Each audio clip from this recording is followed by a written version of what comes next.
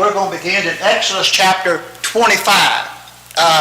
Exodus chapter 25 through the next several chapters, like Exodus chapter 30 and so on and so forth, we're going to find a lot of detail about the building of the tabernacle grounds, the place of offerings, the holy place, the Holy of Holies.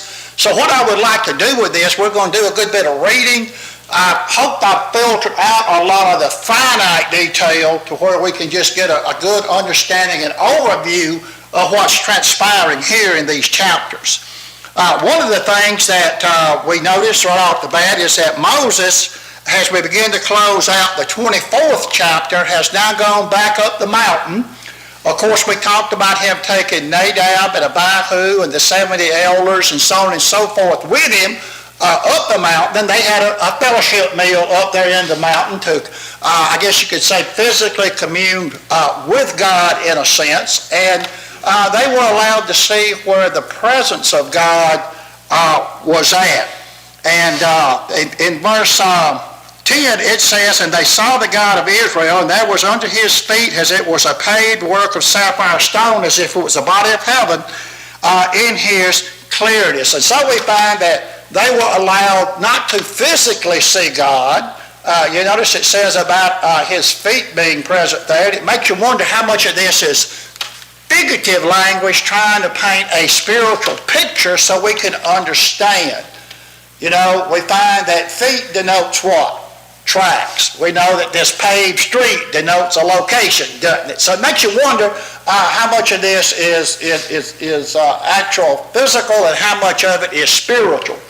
Myself, I lean more toward the fact that no man has seen God, that the bulk of it is painting a picture where the presence of God was at. And so, you know, that brought up an interesting question about Nadab and Abihu seeing this, didn't it?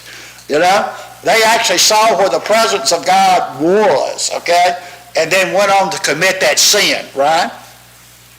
Just going back in my mind, don't we have in Genesis when the angels came to Abraham and the two went on to Sodom to see Lot, and it was God, it's all widely believed that it was God that stood there talking to Abraham. Could this not have been along the same lines? It wasn't God in his glory, because we know that no man can stand to see God in his glory, but it was a manifestation. Oh yeah, there you go. Yeah, along those lines. It wouldn't have actually been, like I said, God in his glory that they see just God in a person. Right. Very well put. You said it better than I did. How about that? Yeah. That's a picture that would get in here of this. And so we find that Joshua is going to go up a little bit further with Moses after this, but he's not allowed to go in to the midst of the cloud, okay, in 24:16. So what we have here now is Moses is in the midst of the cloud, okay, and picking up here in chapter 25, we're going to find some things happening. Moses is now in the midst of the cloud on top of Mount Sinai, Exodus 24:18. We find that God tells Moses what must be offered for the making of the tabernacle, okay? And a generic term there, tabernacle, is going to include the tabernacle grounds, the holy place, and the most holy places. So we're going to get into the building of this sanctuary for God. We're going to get into God's instructions on making the Ark of the Covenant. And in later chapters, we're going to get into the description of the making of the brazen altar where sacrifices are to be offered, the water lava where those before they could approach the holy place had to wash their hands and wash their feet, which is a type of baptism. And I hope we get there today on that just very briefly, because there's something interesting there said about that water bowl, okay, in Exodus chapter 30. So we find that these are some of the things that we are going to get into in this chapter. Here again, we said that Moses now is in the midst of the cloud on Mount Sinai. So what I would like to do is read probably the first 8 verses of this, and then as this unfolds, I'll let each of you brethren take a turn as the chapter unfolds and the verses unfold to to read some too, because like I said, I want to filter out a lot of the finite detail, okay? And so we find, beginning in verse 1, the Lord spake unto Moses, saying, Speak unto the children of Israel, that they bring me an offering. Of every man that giveth it willingly with his heart, ye shall take my offering. And this is the offering which you shall take of them, gold and silver and brass, and blue and purple and scarlet and fine linen and goat's hair, and ram skin and badger skin and shittim wood, oil for the light, spices for anointing oil, for sweet incense, ox stones and stones to be set in the ephod and in the breastplate, and let them make me a sanctuary that I may dwell among them. And of course, we often refer to this as the tabernacle in the wilderness here. And so we find that the Lord spake to Moses and told Moses to speak to the children of Israel. God instructs Moses that an offering is to be brought unto him in verses 1 and 2.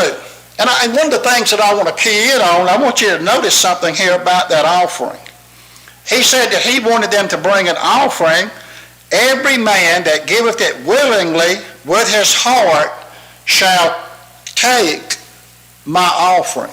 And we're going to see that. There's a thought in this that we want to turn to in the New Testament here in just a minute. God now tells Moses that he expects the attitude of the givers should be. The attitude. You know, that's very important when we go to do something. What was the attitude be? Well, I got to give this. I don't want to give this, but I got to. Or is it, I am willingly giving it because I want to help with the work of the Lord? Which is acceptable? The willing it, of a willing heart. Being able to do it because you see the need and the necessity of it. And also, if there's a pattern to be followed, you want to follow that pattern, don't you? And you do it willingly. It's like anything else that we do in life. What gift means the most to you? Not the value of the gift very often, but the way it's given. If somebody says, well, I bought you no birthday gift, here it is. Or somebody says, Bobby, I got you a gift for your birthday, appreciate all that you're doing. It's not much, but here it is. Now, which one do you appreciate? Okay, it's attitude, isn't it? It's not the value of the gift. Those that do it willingly out of love and out of their heart, okay? And we're going to see how that plays into things in the New Testament. God tells Moses what the offering is to consist of. And you notice God, he wants the best, doesn't he?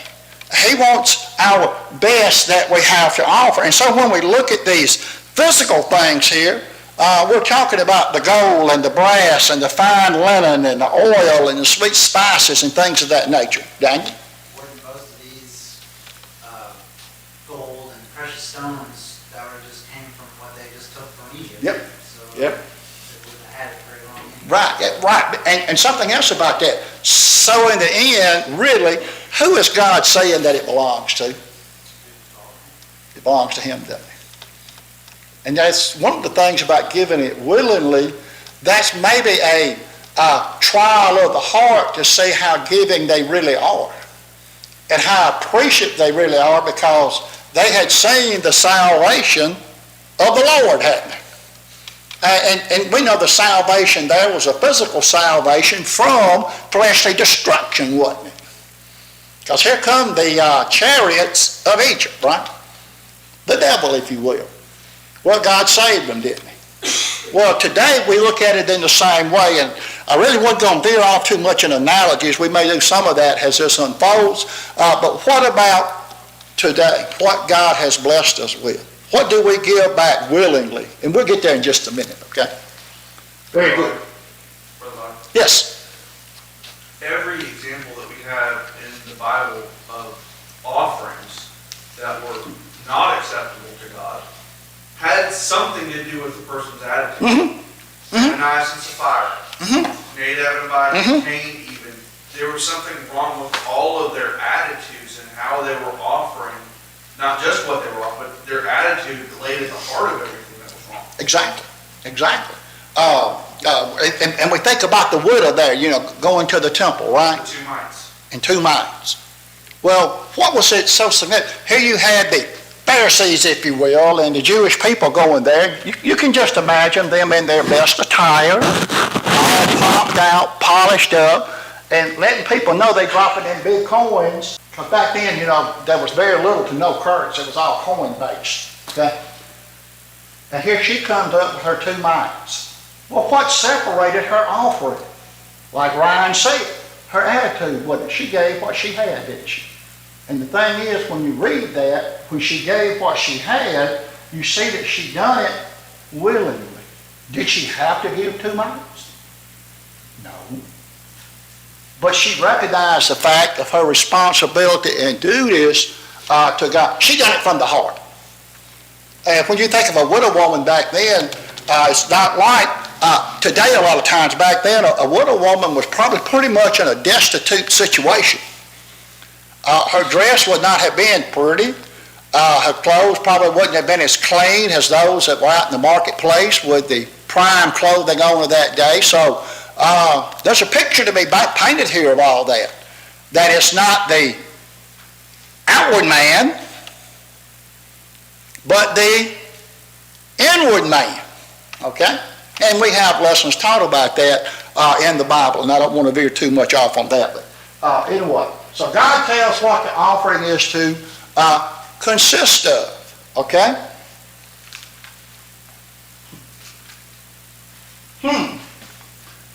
Do we see a similar pattern like that in the New Testament? 2 Corinthians chapter 9 and verse 7. Notice what it says here. Let's see if I can turn over there right quick, like I was going to put it up there, but for some reason I didn't. I was going to put the verse up there. I'm just going to jump. Well, I'll just go ahead and do verse 6. But I say, he which soweth sparingly shall also reap sparingly. He which soweth bountifully shall reap also bountifully. Every man according as he purposed in his heart, so let him give, not grudgingly or of necessity, for God loveth a cheerful giver. I would start to see something here that we're going to probably talk a good bit about here in a little bit. I was starting to see a pattern being laid down, not only for them, but for future generations to come. And as Ryan said, attitude. What's our attitude that's coupled with it? You follow me? And so that's the way God wants it to be done, willingly from the heart. And as we said there, the brass and the silver and the fine linen and the ram skin and the badger skins and the wood and oil for the lights and the spices and the onyx stone and stones to be set in the ephod and in the breastplate. Can you imagine? And we're going to see some photos here in a little bit of what that art probably looked like based on the description here. But what you got to remember about all this stuff, most of it was made out of the prime wood of the day, very durable wood, and was overlaid with what? Gold. Can you imagine in today's standards what just the art by itself would be worth? There's no number to put on it, is it, Jared? You know? So that just shows the splendorness of God. And in a way, when we look at that, where else do we find gold being mentioned? Heaven. Figurative. And it's not many streets of gold. God doesn't have many streets in heaven. We all live on Main Street when we get to heaven, okay? All those mansions are lined on Main Street. There is no cul-de-sac. There is no off of Main Street, 1st Street, 2nd Street, 3rd Street. You know, we ain't going to be able to go to St. Peter and say, well, why come I didn't get a mansion as good as they got on Main Street? Ain't going to happen, okay? We're all going to live on Main Street in those mansions, and that street is paved with what? Gold. And that's a way to paint a picture of how valuable heaven must be. And we know that that's figurative language being put into an earthly form so we can kind of, sort of, maybe a little bit get an insight of a picture, right? So when we see these things, actually what we're seeing here is they're physically seeing the glory of God through what? earthly elements, right? Well, how do we see the glory of God today? Through the spiritual, don't we? And we can look at these things and go off into representations of them. But, it looks like there's a similar pattern in 2 Corinthians chapter 9, 7. And you're going to see similar patterns too carried over in the New Testament with this. Any of you brother have comments so far? I've been talking not into nothing, but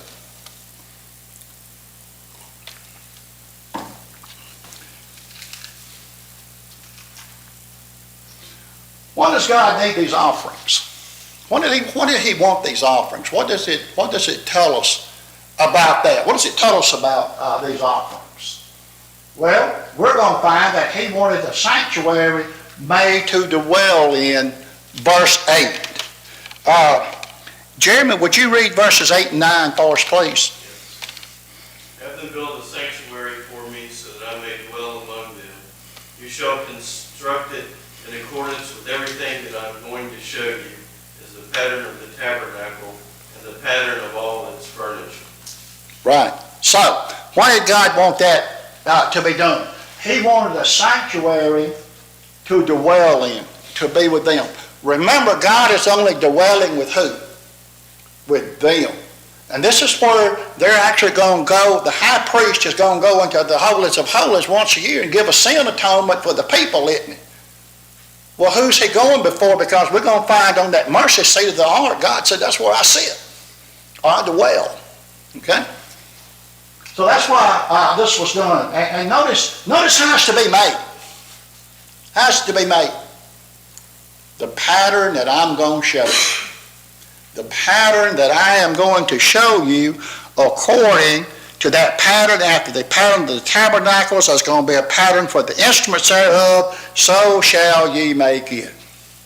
So, we're going to start asking some questions. Is there a pattern to follow in the Bible? Was there a pattern to follow in the Old Testament? Is there a pattern to follow in the New Testament? I will show the pattern you are to follow, verses 9. And let's turn over to verse 40. And there's other passages of Scripture that we're going to get to. And look that thou make them after the pattern which was showed thee in the mount. So he is specifically reminded Moses, how is it to be made? After the pattern I showed you in the mount. And so we find that it's very important that we follow that pattern that he is going to give. And it's for everything pertaining to God. Notice he said the pattern for the tabernacle, even down to the instruments that's going to be used in his worship. Follow. Do we have instruments that we use today, if you want to use that term, instruments in the worship of God? We do. We have some of them right here on this table, don't we? We're into spiritual. We know the container could be anything and all like that. But the application and the idea is the same. God has given us specifications on the instruments that we use in worship, hasn't he? Just like the voice that we use. That would be an instrument of worship, wouldn't it? So there's a pattern that's going to be laid down for these things. Joshua 22:28 is very interesting. Let me turn there right quick like. Joshua 22:28. Notice what is said here. Therefore said we, that it shall be when thou shouldst so say to us, or to our generation in time to come, that we may say again, behold the pattern of the altar of the Lord, which our fathers made, not for burnt offerings, nor for sacrifices, but it is a witness between us and you. Now the sacrificing and all of that was very important, but what did it wind up being? A reminder of what? The covenant that was made between them. It was a witness, wasn't it? It was something they could see. Today, when we assemble to worship, are we not actually witnessing what God has put in place between the church and Jesus and him? It's a witness. Actually, with the church assembled this morning, in a lot of ways, it's a witness unto the world, isn't it? Well, you know, what was Israel's ultimate motive? What was their ultimate mission in life? To glorify God to the world around about them. That's interesting, isn't it? These patterns that are going to be laid down. Oh. You know, God gave no instructions, didn't he? It's not called a pattern necessarily, but it's called instructions for making what? The ark, didn't it? God said, you make it just like I told you to make it. Now, what if, and we'll just do this for just illustration point, what if Miss Noah had to come to come to Noah and said, honey, that sure is some real pretty hickory wood over there. You talk about making a beautiful table in the ark. What would be wrong with that? You got the basic plan down right. And you know, you got all that good cypress over there that's waterproof or water resistant. Why not use some of that? Why work yourself so hard? Now, Jeff, that sounds reasonable, doesn't it? I mean, to me, well, why can't Miss Noah have her a nice, pretty gray oak table? Why can't Noah use some cypress wood? Because it violates what God said use.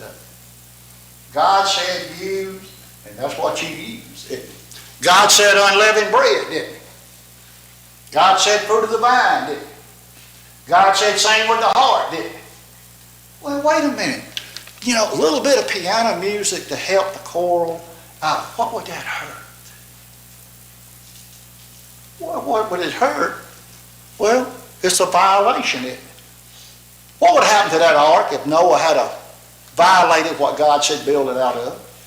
How long would it have floated? Would it have even floated? You know?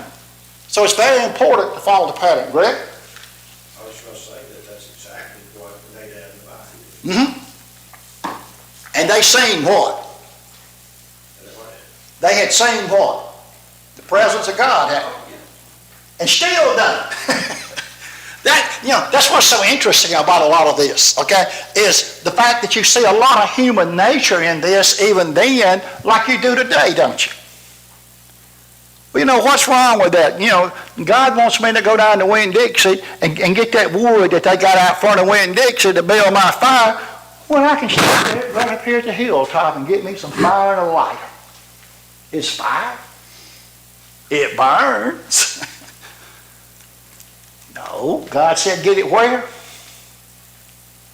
So see, when he says something, he means it, you know, in this. And I know things go on out in the world and out in the church, but you know, God didn't say, would it be okay to use saltine crackers?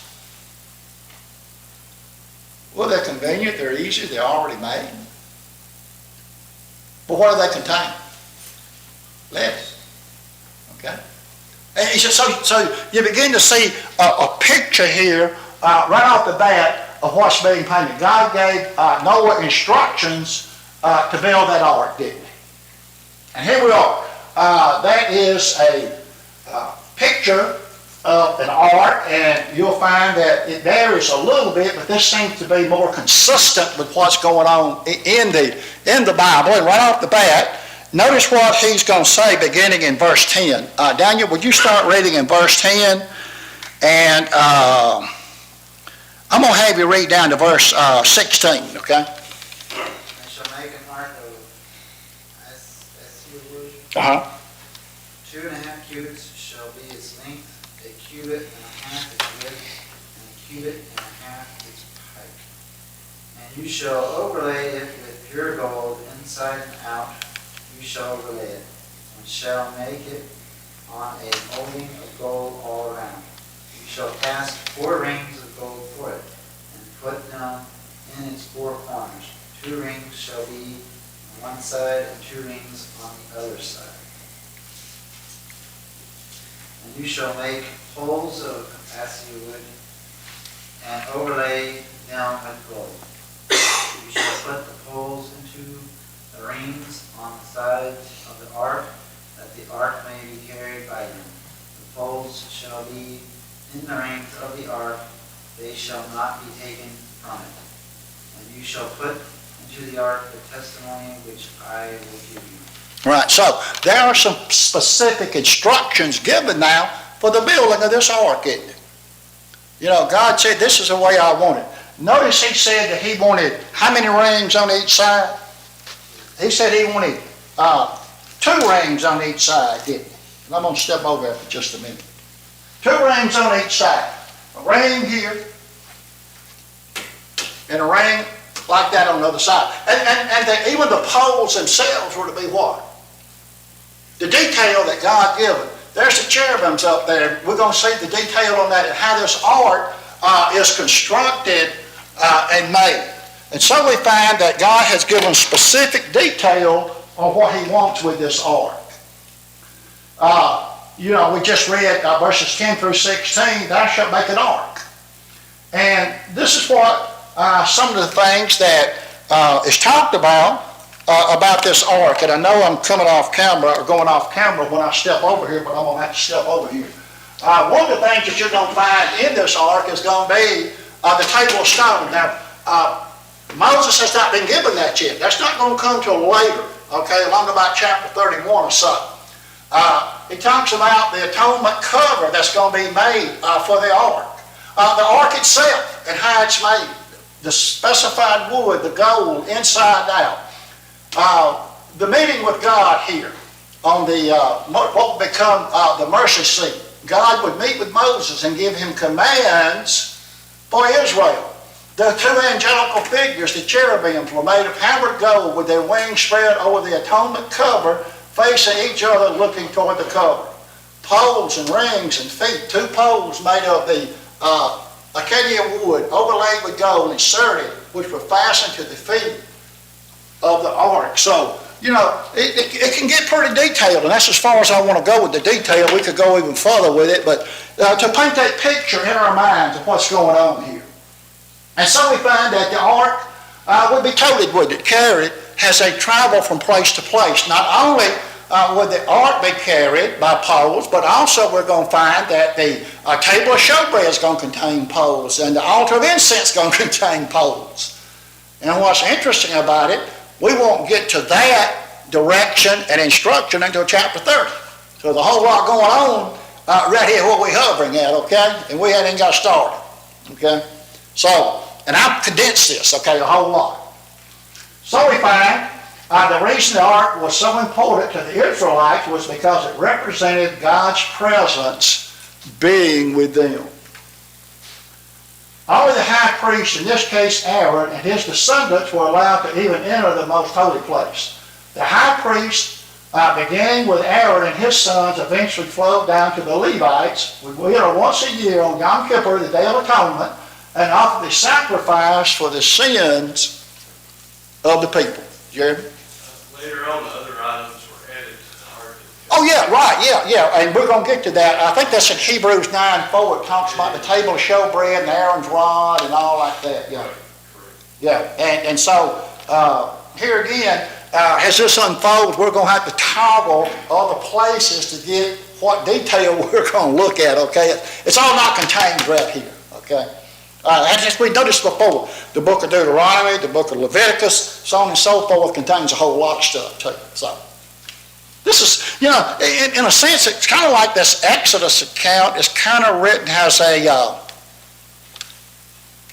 small detailed overview of what's going on, you know, when you look at it. Because you're going to find some of this repeated in Exodus 37, because Exodus 37 is going to tell you who actually built this. Notice, Moses didn't give any instructions yet on who's going to build it. Well, it gives the guy's name that's going to build a lot of this, okay?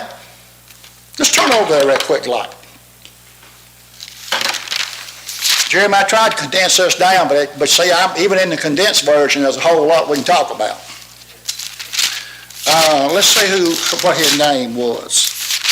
Exodus 37, the ark. And Bezalel made the ark of shittim wood, and it goes all over it again. So you find that this guy's the one that is actually going to carry out the work of building the ark. You see what I'm saying? So you can toggle around in this, and there's a whole lot here that we're not going to be able to get into because of time constraint. And here again, we've said this before, people have spent their entire lives and careers doing nothing but what? Studying this. Volumes have been written and studied about all this, beginning with the Israelite captivity and until they conquer the land. That piece of history in there, there's no telling how many thousands of livelihoods that all people done to study this. So there's a whole lot to it, a whole lot more than we can get into, a whole lot more than I could be able to get into. I'll put it that way. Now we're going to get into the table with the showbread on it. Okay? That's something else that's going to be here. And I'm going to jump on down here because we talked about the cherubims that's in there and the mercy seat that's in there. Have had the mercy seats above the ark and the testimony going in, verse 21, we've already talked about that. Reed, would you pick up with verse 22 and read through, now verse 23, and probably read through verse 30. You shall make a table of acacia wood, 2 cubits long and 1 cubit wide, and 1.5 cubits high. You shall overlay it with pure gold and make a gold border around it. You shall make for it a rim of a handbreadth around it, and you shall make a gold border for the rim around it. You shall make 4 gold rings for it, and put rings on the 4 corners, which are on its 4 feet. The rings shall be close to the rim as holders for the poles to carry the table. You shall make the poles of acacia wood and overlay them with gold, so that with them the table may be carried. You shall make its dishes and its pans and its jars and its bowls with which to pour drink offerings. You shall make them of pure gold. You shall set the bread of the presence on the table before me at all times. Okay, so here's more detail right given on how the table of the Lord is to be built. And they're similar to the ark. He gave specific specifications about building that table. Something else that's interesting here that maybe we don't think about a lot of times when we study this, verse 29 says not only you build a table like this, but he gave them instructions about what? The dishes that's going to be used and the spoons thereof and the bowls thereof and things of that nature. Why would that be? And we don't think about that being at that table. Well, what we're going to find here is these things were given because, remember, he said give those sweet spices. Well, how do you what am I trying to say? The incense, the sweet smelling savor of the incense. Think about it. Okay?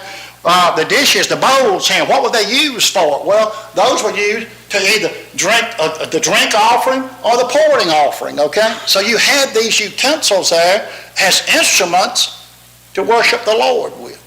And he was specific about having those instruments. And you know, you got the showbread that's here. There's going to be 12 pieces of showbread. Why 12 pieces? 12 tribes. Okay, so on and so forth. So there's a whole lot that we can get into with this. Thou shalt make a table. The table of showbread was a constant reminder of God's everlasting covenant with his people and his provisions for the 12 tribes of Israel represented by the 12 loaves. So all this had a purpose and point that God put in there. You know, God just didn't arbitrarily say, oh, you make a bowl. God had a plan for that bowl, didn't he? God didn't say, oh, Daniel, you just make a spoon. No, he has a purpose and plan for all this. What about the candlestick? What about the candlestick? Okay, verses 31 through, well, it's going to be a whole lot here. We'll just break this up. 31 through 33. Jeff, would you read that?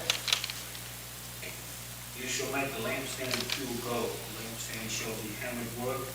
Its base, its stem, its cups, its callus, and the flowers shall be one piece with it.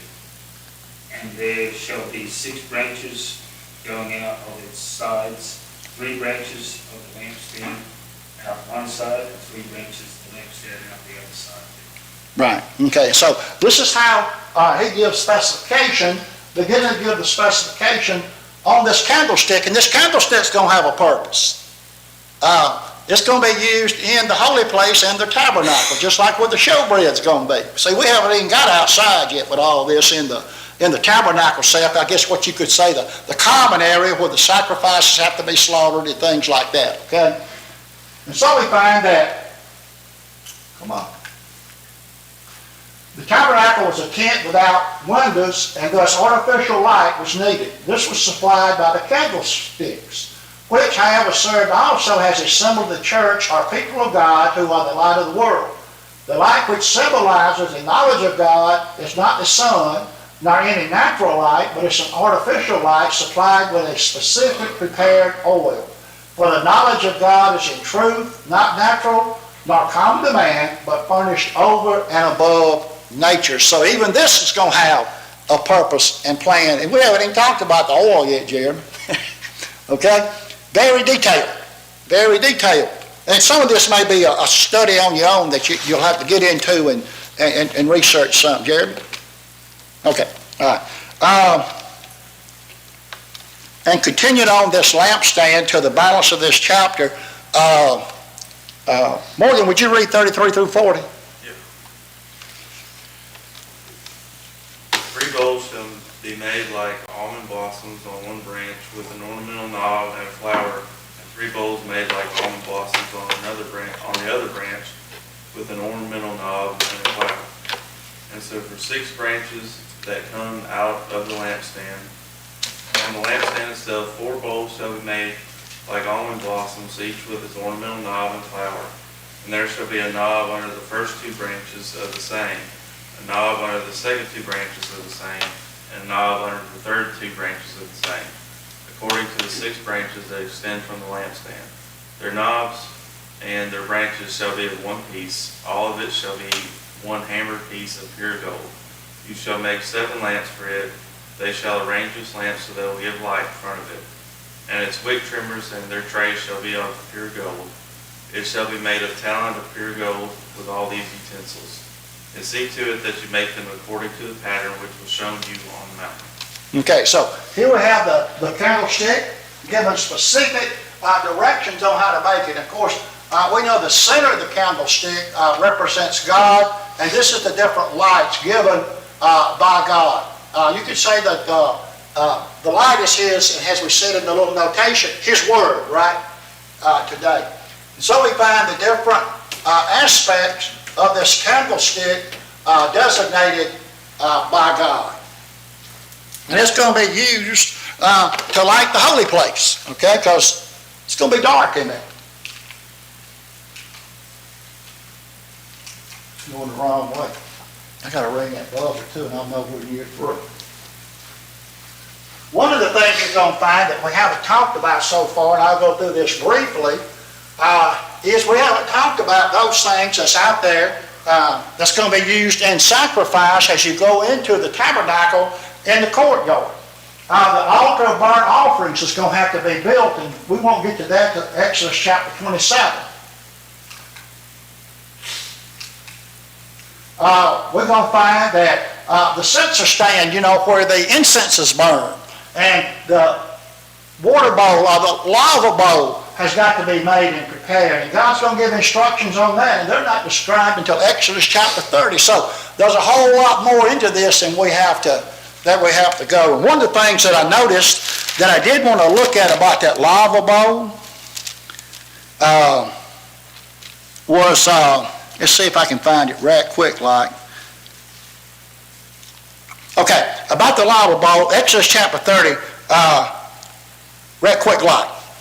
Verse 18, thou shalt make a lava of brass, and his foot also of brass, to wash within. Thou shalt put it between the tabernacle of the congregation and the altar, and we'll see a picture of that in just a minute. And for Aaron and his sons shall wash their hands and their feet. When they go into the tabernacle of the congregation, they shall wash with water. What does it say? that they die not. I'm going to stop right there because I'm getting ahead of myself. How today do we die not? What is required? That we be cleansed, right? They were required to be cleansed, wasn't they? What cleanses us today? The waters of baptism. See, types and shadows and all this. Jeff, it's all kind of directions we can go in and all this. Here again, okay? Well, that's not isolated to one bullet point, okay? And this is kind of an artist rendition of what this looks like, and I'm going to spend the rest of the time on this. I would kind of like to get through it if I could. But this is kind of an artist rendition of what the tabernacle looked like. And in the next chapter, guess what we're going to start getting into?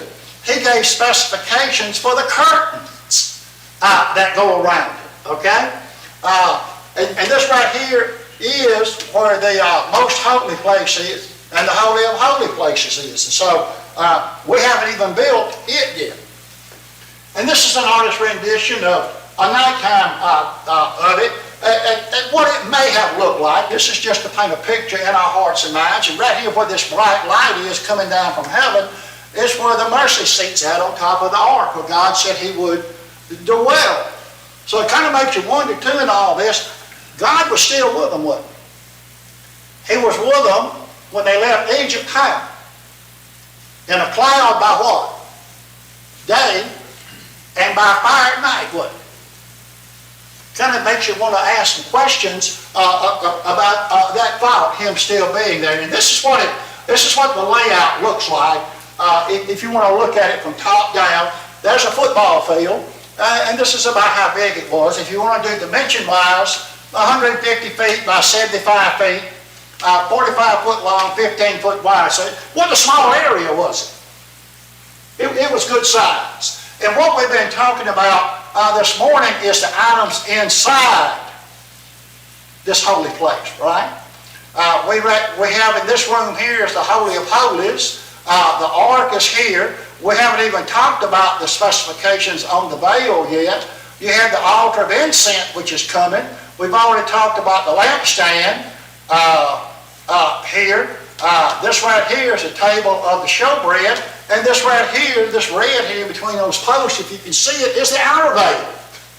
Pretty detailed, isn't it? And then you get into the court of the tabernacle itself where the sacrifices took place. You have the brazen altar that the sacrifices were burned on. You have the brazen lava, the water bowl, where they were purified before they went into the holies. Okay? So are we seeing a pattern here now about Christ and his church? And we'll get to that in a later lesson, okay, as we look at each of these items. Wrong way. Covering of the tabernacle itself. This is the holy place and the most holy place. He gave specifications, and we'll get into that, about how that is to be covered and done, to be protected from the elements.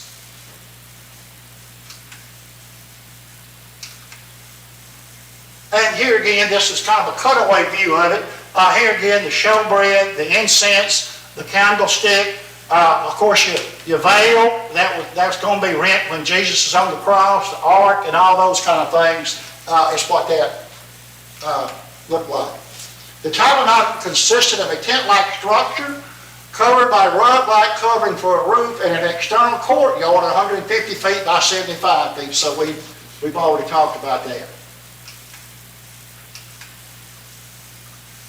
The Ark of the Covenant was a box-like container that held the tables of the law received by Moses on Mount Sinai. The tables were engraved with the Ten Commandments given to Israel by God. The Ark also contained a pot of manna, which was the miraculous food that God provided for the Israelites in the wilderness, and Aaron's rod, which was a sign of his authority and God's power. The Ark was a symbol of faith in God's presence among his people.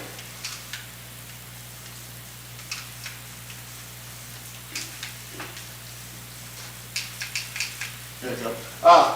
And we talked about Hebrews 9:4. We won't turn there, and it gives you some more detail about Aaron's rod and the pot of manna. Okay. And I'm gonna have to conclude it with that, with the end, okay? So, as you can see, we're just in chapter 25, and I would dare say that we might have covered 25% of it if we went back and went into more detail of it. But we're gonna have to move on to the next chapter, and that's gonna deal with the curtains of the tabernacle. Okay, so there's specifications of it. I mentioned this book, Behold the Pattern. It was, Ryan? You know, I was just thinking about something, what you said about the dimensions of the tabernacle, 150 feet out, or 150 feet by 75 feet, that's not much bigger than this room. It is. It's about a quarter the size of a football field. About quarter size of a football field, yeah. I mean, we often think that it was this huge structure, Right, but it really wasn't. Very, very small, very portable for them to carry. and that's true. When I said 150 feet by 75 feet on the outer dimensions, you know, when you start to think about it, for them, that probably was a pretty good sized deal, because they had to take it down and put it back up. But in proportion, For all the people of Israel, how many there were in each tribe that had to camp around it. It actually, for the single tribe of the Levites who had to carry it, it wasn't that big. it wasn't that big a deal. Well, I often think that it was this huge deal. No, the temple was a huge deal later on, we're talking about the tabernacle itself was actually very small. Right. Very good. Anyway, we'll pick up next week in chapter 26.